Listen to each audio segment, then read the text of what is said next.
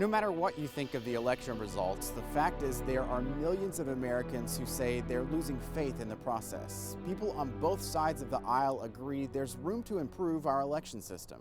Wes Rapaport shows us a new effort launched here in Texas that aims to address concerns some voters have with the elections.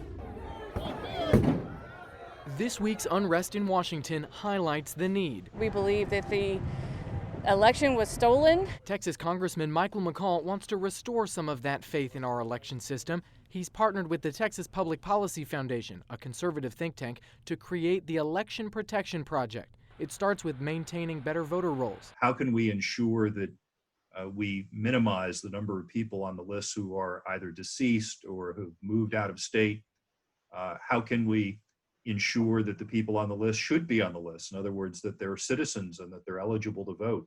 The framework of this plan also aims to ensure proper ID is provided to cast a ballot and strengthen the security of voting by mail. You'll find differing opinions there among election officials in Texas counties. I honestly don't know how much more you could do to strengthen by-mail voting. It is already very strong and has a lot of factors into it that you have to double check and triple check in order to participate. In Texas, our vote by mail system is rather cumbersome, and I'm not positive that it's scalable to what is done in other states. So in my mind, we either need to be a vote by mail state or an in-person state.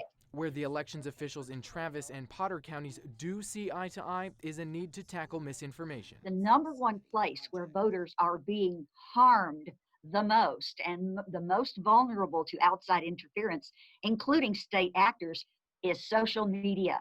Oh yes, social media really kept us chasing our tail in this last election, and we're still chasing, because we'll get a call from someone and they want to know if they can come into and see their vote and was it tabulated exactly as they voted it, because they believe it has changed and that maybe it wasn't calculated correctly.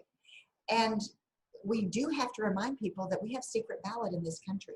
McCall's efforts in Congress, but there's also an appetite to make improvements at the state level. Progressive public policy organization Progress Texas petitioned the state to expand mail-in voting for all Texans. That is something the group plans to continue working on in this legislative session. Something else, Josh, they'd like to see is expanded online voter registration. Now, Wes, we've mentioned that the session starts here at the Capitol in 2 days. Are they going to be requiring people to be tested for COVID before getting inside? There is optional free rapid testing right here outside the north entrance to the Capitol. So not a requirement to get in, but it is optional. Some lawmakers will require testing to visit their offices, so something to plan ahead for folks planning to come out here. You've already been inside. Have you seen any other changes when it comes to the coronavirus? Yeah, there's hand sanitizer stations everywhere. Certain chairs in the building and in the chambers have been sectioned off to promote social distancing. Those are just a few of the changes that we will see throughout the legislative session. All right, Wes, thank you very much. Thanks. Lawmakers brace for the battle to draw new voting lines in Texas, but they may have to wait a while. Why an outside delay may force a special session.